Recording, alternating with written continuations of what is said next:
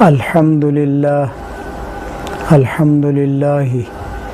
والصلاة والسلام علی رسول اللہ اما بعد اعوذ باللہ من الشیطان الرجیم بسم اللہ الرحمن الرحیم ان اول بیت وضع للناس للذی ببکۃ مبارکا وہدی للعالمین فیہ آیات بینات مقام ابراہیم فمن دخلہ کان آمنا وللہ علی الناس حج البیت من استطاع الیہ سبیلا ومن کفر فإن اللہ غنی عن العالمین صدق اللہ العظیم۔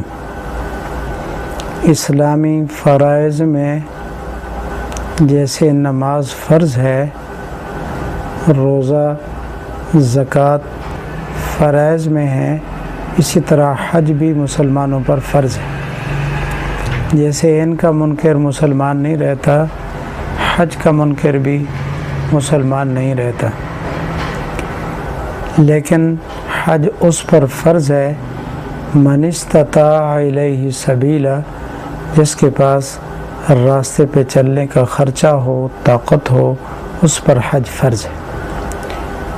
اس سال بھی حج کے ایام قریب ہیں، لیکن افسوس ہے کہ عالم اسلام میں اس ایک وبا کی وجہ سے مسلمانوں میں سے بہت کم لوگ مسلمان حج کر سکیں گے، باقی لوگ ترستے تڑپتے دیکھتے رہ جائیں گے۔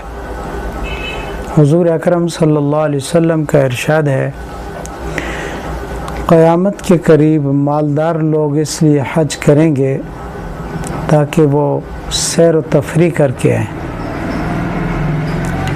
اور میری امت کے فرمایا درمیانی طبقہ کے لوگ حج اس لیے کریں گے تاکہ وہ تجارت کریں، اور میری امت کے غریب لوگ اس لیے حج کو جائیں گے کہ وہاں بھیک مانگیں، اور علماء اس لیے حج کے لیے جائیں گے تاکہ ان کی شہرت ہو اور وہ یہ ظاہر کریں کہ میں نے اتنے حج کیے۔ اور ایک وہ وقت آئے گا نعوذ باللہ کہ مسلمان حج کرنا چھوڑ دیں گے، اللہ تعالیٰ ناراض ہو جائیں گے اور بیت اللہ کو زمین سے اٹھا لیں گے۔ اس وقت جو بات میں اپنے مسلمان بھائیوں کو عرض کرنا چاہتا ہوں وہ یہ ہے کہ حج دو چیزوں کا نمونہ ہے۔ حج ایک موت کا نمونہ ہے، اور نمبر دو یہ اللہ کے عشق اور محبت کے اظہار کا نمونہ ہے۔ اس کے ہر قدم پر موت کا منظر بھی سامنے آتا ہے، اور حج کے تمام امور میں اللہ کی محبت اور اس کا عشق بھی ٹپکتا ہے، ظاہر ہوتا ہے۔ مثلا پہلی چیز روانگی، جب موت کی روانگی ہوتی ہے تو آدمی اپنے گھر کو، خاندان کو، بیوی بچوں کو، سب کو چھوڑتا ہے، اور سب کو چھوڑنے کے بعد وہ آخرت کی طرف، اللہ کی طرف روانہ ہوتا ہے۔ اسی طرح حاجی، حج کرنے والا بھی اپنا وطن، قوم، برادری، خاندان، اہل و بیت، آل اولاد سب کو چھوڑتا ہے اور اللہ کے راستے میں حج کے لیے نکلتا ہے، تو موت اور عشق و محبت کا یہ دونوں چیزوں کا منظر اور مظہر ہے۔ دوسری چیز، جب انسان فوت ہوتا ہے تو چارپائی پر اس کو اٹھایا جاتا ہے، جنازہ اٹھایا جاتا ہے، 4 آدمی اس کو اٹھاتے ہیں، لے چلتے ہیں، اور جب انسان حج کے لیے جاتا ہے تو وہ بھی گاڑی پر سوار ہوتا ہے، گویا یہ 4 پائی کی طرح ہے۔ فرق اتنا ہے کہ وہ 4 پائی لوگوں کے کندھوں پر ہوتی ہے، اور یہ گاڑی اللہ کے حکم سے زمین پر چلتی ہے۔ اس کا یہ سفر، یہ چلنا بھی موت کے سفر کے ساتھ مشابہت رکھتا ہے۔ تیسری چیز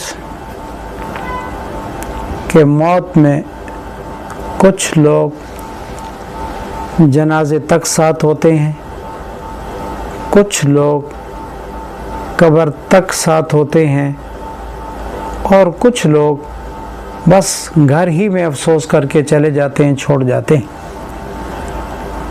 लेकिन हाजी जब हज के लिए जाता है, कुछ लोग घर में मिलकर फ़ी अमानिल्लाह कहकर छोड़ जाते हैं, कुछ लोग गाड़ी तक उनको छोड़ आते हैं, कुछ लोग उनको जहाज़ तक छोड़ आते हैं।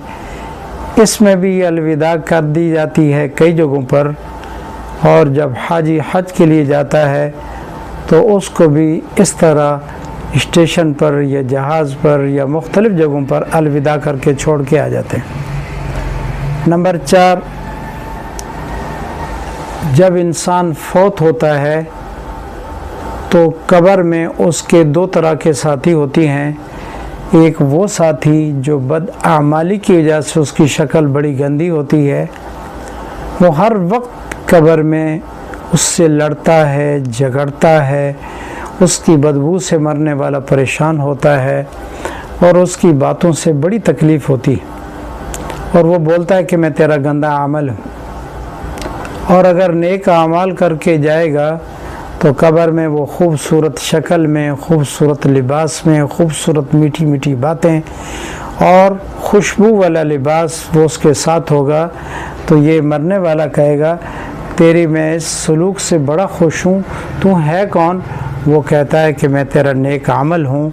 इसी तरह जब हाजी हज के लिए जाता है तो बाज़ हाजी वो हैं जो लड़ते हैं, झगड़ते हैं, बात बात पर उसको तंग करते हैं, रुलाते हैं, गमज़दा करते हैं। और जब कोई ऐसे लोग भी होते हैं जो हज में उनका साथ चलना राहत का, सुकून का सबब होता है, तो इसको हज में ये मौत का मंज़र भी है और हज में अल्लाह के इश्क का इजहार भी है। नंबर 5,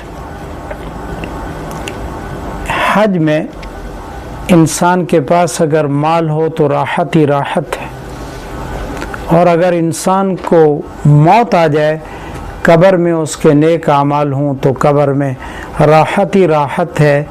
जैसे इधर माल से उसको राहत मिलती है, कब्र में नेक आमाल से उसको राहत और सुकून और आराम मिलता है। नंबर 6, जब इंसान फौत हो जाता है तो रिश्तेदार, दोस्त, अहबाब उसको हदिया करते हैं, सूरत यासीन पढ़ के, सदका खैरात करके, इस्तिग़फ़ार करके, ईसाल सवाब करते हैं। तो कब्र में बड़ा खुश होता है कि मेरे दोस्तों ने, मेरे अहले खाना ने मेरे लिए ईसाल सवाब किया है, मुझे ये तोहफ़ा दिया है, हदिया दिया है, खुश होता है।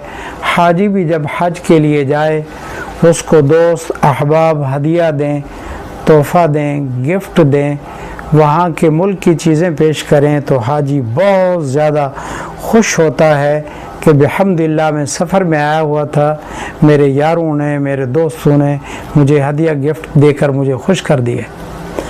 नंबर 7, जब कोई इंसान सफ़र में जाए, हर वक्त उसको डर होता है कि मैं दूसरे मुल्क में जा रहा हूँ, तो पता नहीं मेरे वहाँ जाने के बाद मुझे क्या क्या मामलात से गुज़रना पड़ेगा।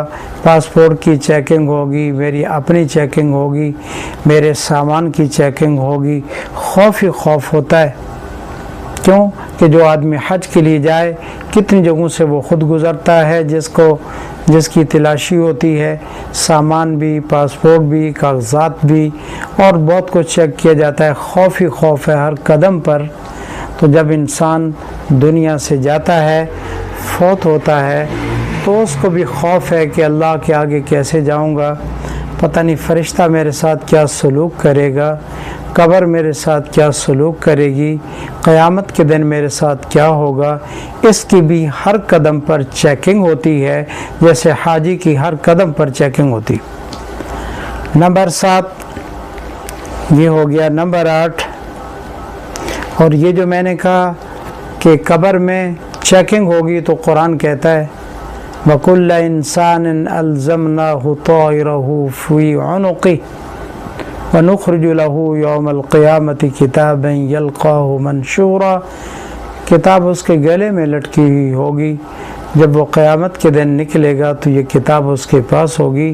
कहा जाएगा इक़रा किताबक, अपना अमाल नामा पढ़ो। तो हर वक्त खौफ ही खौफ होगा, जैसे हज पर जाने वाले को हर कदम पर खौफ है। नंबर 8, जिसके मरने के बाद आमाल दुरुस्त हों, सवालों के जवाब दुरुस्त, कागजात दुरुस्त, तो उसको अल्लाह की तरफ से ये कहा जाता है नौम का नौम अल-उरूस, ऐसे सो जाओ जैसे पहली रात की दुल्हन सोती है, बेखौफ व ख़तर, उसको शौहर के अलावा कोई जगा नहीं सकता। और इसी तरह हाजी जिसके पास माल है और जिसके सब कागजात दुरुस्त हैं, उसको कोई परेशानी नहीं, वो बैतुल्लाह में पहुंच जाता है, खौफ व ख़तर उसका ख़त्म हो जाता है। और नंबर 9, एहराम बांधा जाता है। एहराम की 2 चादरें हैं, कफन में भी 2 चादरें बड़ी होती हैं। इसी को एक अल्लाह वाला कहता है, मैंने समझा था कि दुनिया में बनूंगा दुल्हा, असली पोशाक मेरा कफन था, मुझे मालूम न था।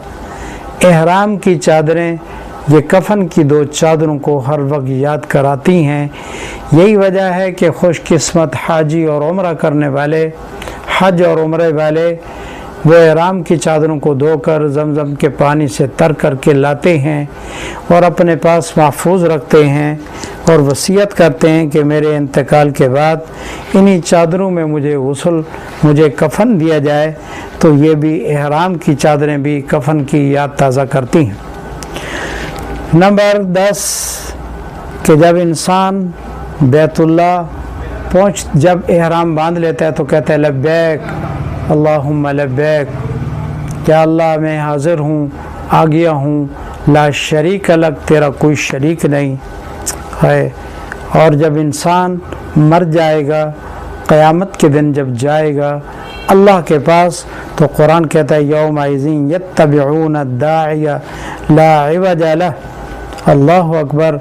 क़यामत के दिन आवाज़ लगाई जाएगी तो बिल्कुल सीधा सीधा दौड़ेगा और बिल्कुल इधर उधर नहीं जाएगा, उस आवाज़ की तरफ जाएगा। यहाँ जैसे कहते हैं लब्बैक लब्बैक, वहाँ भी आवाज़ आएगी तो क़यामत में दौड़ेगा। वतरा कुल्लु उम्मतिन जासियतिन तुदआ इला किताबिहा, तो ये हज का मंज़र, ये मौत का मंज़र भी है और ये इश्क व मोहब्बत का मंज़र भी है। नंबर 11, मक्के में जो शख्स दाखिल हो गया वो दारुल अमन है। और कुरान में भी है इसके मुताल्लिक़ कि अल्लाह ताला ने मन दखलहु काना आमिना, जो इसमें दाखिल हो गया वो अमन वाला हो गया। लेकिन इसमें खौफ भी है कि अगर अल्लाह के दर में भी, दर पर आने के बाद भी मेरे गुनाहों की वजह से, मेरी नाफरमानियों की वजह से मुझे अमन न मिला तो मैं कहाँ जाऊँगा?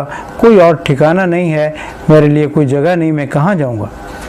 इसी को एक अल्लाह वाला कहता है अब तो घबरा के कहते हैं कि मर जाएंगे, अब तो घबरा के कहते हैं कि मर जाएंगे, मर के भी चैन ना आया तो किधर जाएंगे। बैतुल्लाह अमन वाला है, अगर गुनाहों की वजह से अल्लाह के दर में इसको अगर अमन न मिला तो और कौन सी जगह है जिसमें इसको अमन मिलेगा। इसमें खौफ भी है, उम्मीद भी है। खौफ है कि कबूल ना हुआ तो क्या करूँगा, और उम्मीद भी है कि जगह अमन है, अल्लाह अमन दे देगा। इसी तरह मोमिन के मरने के बाद खौफ भी है कि पकड़ा ना जाऊँ और उम्मीद भी है कि अल्लाह गफूर रहीम है। इसलिए मेरे आका सल्लल्लाहु अलैहि वसल्लम का इरशाद है अल ईमान बैन अल खौफ वर रजा, ईमान उम्मीद और खौफ के दरमियान है। मोमिन को खौफ भी है, मोमिन को उम्मीद भी है। अल्लाह ताला से अच्छी उम्मीद ही रखनी चाहिए। नंबर 12, बैतुल्लाह पर जब नज़र डालता है इंसान, अब हज में पहुंचा बैतुल्लाह में या उम्रे के मामले में वहाँ पहुंचा, तो क़यामत के दिन मालिक का दीदार होगा जैसे, तो ये मंज़र उसको पेश करता है। آدمی جب بیت اللہ کو دیکھتا ہے خوشی کی کوئی انتہا نہیں رہتی، اور اس وقت آدمی کا دل چاہتا ہے میں یہ بھی مانگوں، یہ بھی مانگوں، یہ بھی کروں، یہ بھی کروں، اور میری آنکھ جھپکنے نہ پائے اللہ کے گھر کو بار بار دیکھے۔ تو قیامت کے دن بھی موت کے بعد یہ منظر ہوگا۔ قرآن کہتا ہے وجوہ یومئذ ناظرۃ الی ربها ناظرہ، اس وقت اللہ کی عظمت کا اظہار ہوگا اور اللہ تعالیٰ کا دیدار ہوگا، اور اللہ کو خوش قسمت لوگ دیکھیں گے۔ تو بیت اللہ کا منظر قیامت کے اس دیدار کے منظر کو پیش کرتا ہے۔ نمبر 13، بیت اللہ کا جب طواف کرتا ہے تو یہ اس بات کو سوچتا ہے کہ یہاں میں طواف کر رہا ہوں، اور عرش معلیٰ پر اللہ کے فرشتے ہیں جو طواف کر رہے ہیں، اور ہر وقت طواف جیسے یہاں ہے طواف وہاں بھی ہو رہا ہے۔ تو اس طواف کو دیکھ کر عرش معلیٰ کا منظر اس کے سامنے آتا ہے، اور عجیب کیفیت ہوتی ہے جب طواف ہوتا ہے۔ آدمی اس کیفیت کو، اس سرور کو، اس منظر کو اپنی زبان سے بیان نہیں کر سکتا۔ نمبر 14، جب انسان ملتزم کو پکڑتا ہے، ملتزم میں میرے آقا نے فرمایا دعا قبول ہوتی ہے، وہاں لوگوں کی چیخیں نکلتی ہیں اور عجیب کیفیت ہوتی ہے، اور مجرم گویا آقا کے در پر پہنچ گیا ہے، اس کو منانے کے لیے کبھی روتا ہے، کبھی ہاتھ باندھتا ہے، کبھی وہیں سجدے میں گر جاتا ہے، کبھی کیا کرتا ہے، روتا ہے۔ رونا بھی چاہیے۔ تو جب انسان پر موت آتی ہے، مرنے کے بعد قیامت کا جب دن آئے گا تو اس وقت بھی بندے روئیں گے۔ حدیث پاک میں ہے اتنا روئیں گے بعض لوگ کہ ان کے رونے سے ان کے آنسو ختم ہو جائیں گے، ان کی آنکھوں سے خون نکلے گا، وہ ختم ہو جائے گا، پھر پیپ آئے گی، وہ ختم ہو جائے گی، آنکھوں کے ڈلے لٹک جائیں گے، اتنا روئیں گے کہ کشتیاں اگر اس میں اللہ چلانا چاہے چل جائیں گی، لیکن مجرم کو معافی نہیں ملے گی۔ لیکن وہ اپنی طرف سے کوشش بہت کرے گا، عذر معذرت پیش کرے گا، اللہ اکبر، ان کا کوئی عذر قبول نہیں کیا جائے گا اور بڑی پریشانی ہوگی۔ ملتزم میں بھی مجرم اپنے آپ کو مجرم سمجھ کر روتا ہے، معافی مانگتا ہے، اللہ کو منانے کی کوشش کرتا ہے۔ اسی طرح قیامت کے دن بھی بہت زیادہ رونا ہوگا اور معافی تلافی کی کوشش ہوگی۔ فَاعْتَرَفْنَا بِذُنُوبِنَا فَهَلْ إِلَىٰ خُرُوجٍ مِّن سَبِيلٍ، اور کافر خود کہے گا کہ ہم اپنے گناہوں کا اعتراف کرتے ہیں۔ نمبر 15، صفا مروہ میں انسان دوڑتا ہے، تو یہ دوڑنا قیامت کے اس دوڑ کو اللہ اکبر اللہ تعالیٰ نے بیان کیا یوم یخرجون من الاجداث سراعا کأنہم جراد منتشر، یہاں دوڑتا ہے، قیامت کے دن بھی دوڑنا ہوگا۔ تو صفا مروہ کا دوڑنا قیامت کے دوڑنے کو کے منظر کو پیش کرتا ہے۔ اس میں خوف بھی ہے کہ قیامت کے دن دوڑ میں کیا ہوگا، امید بھی ہے کہ مولا کے در پہ آیا ہوں، اس جگہ پر ان الصفا والمروہ من شعائر اللہ، یہ اللہ کے شاعر میں سے ہے، شاید اس کی وجہ سے مجھے معافی مل جائے۔ نمبر 16، میدان عرفات۔ میدان عرفات کیا ہے؟ حدیث میں آتا ہے اللہ تعالیٰ نے سب ارواح کو جمع کر کے فرمایا تھا الست بربکم، کیا میں تمہارا رب نہیں ہوں؟ سب نے کہا تھا جی ہاں۔ یہ وعدہ الست اسی میدان عرفات میں ہوا۔ تو عرفات کے میدان میں تپش ہوتی ہے، دھوپ ہوتی ہے، اور عجیب چیخ و پکار کی آواز ہوتی ہے، عجیب کیفیت ہوتی ہے۔ یہ میدان عرفات پورا قیامت کا منظر پیش کرتا ہے، اور قیامت کے دن بھی سورج بالکل نیزے کے برابر ہوگا، اور زمین کو تبدیل کر دیا جائے گا۔ یوم تبدل الارض غیر الارض، پاؤں میں جوتا نہیں ہوگا، حفات عورات غرلن، جسم پہ کپڑا نہیں ہوگا، پاؤں میں جوتا نہیں ہوگا، ختنہ نہیں ہوگا، عجیب کیفیت ہوگی، سورج اتنا قریب ہوگا، نیزے کے برابر ہوگا۔ تو یہ میدان عرفات اس قیامت کے منظر کو پیش کرتا ہے۔ نمبر 17، میدان مزدلفہ میں اور میدان منی میں، ان دونوں جگہوں پر بڑے عجیب بات ہے کہ آگے معلم چلتا ہے، قائد چلتا ہے، اور اور ان کے ساتھ ساتھ ان کو سکھانے والا، کنکریوں پر لے جانے والا، اور ان کے قافلے کا امیر چلتا ہے، سب اس کے پیچھے پیچھے چلتے ہیں۔